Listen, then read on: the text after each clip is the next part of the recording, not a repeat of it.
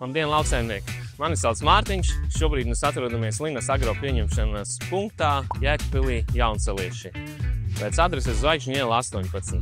Šodien es jums pastāstīšu, kā notiek graudu pieņemšana šajā Linas Agro elevatorā.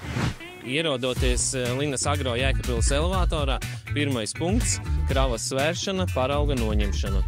Otrais punkts – laboratorijas analīžu veikšana un rezultātu saņemšana.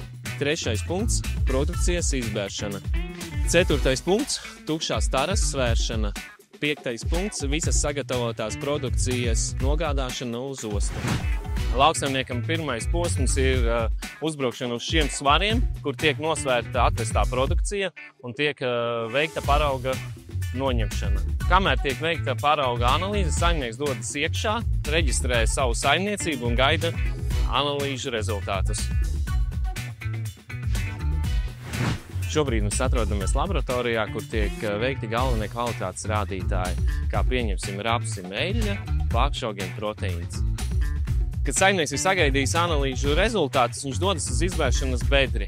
Kad krava ir izbērta ar tukšo kravu, viņš dodas atpakaļ uz svariem. Šajā elevatorā šogad mēs pieņemam rapsi, miežus, zirņus un pupas.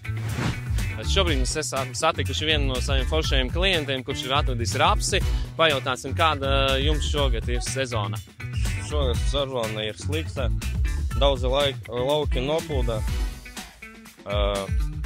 Zirņi šogad ar lietu arī viss aizgāja pa zemi, daudz izcita.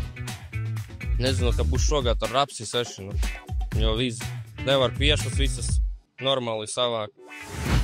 Kad saimnieks ir devies mājās, Linas Agro turpina produkcijas sagatavošanu tālākai transportēšanai.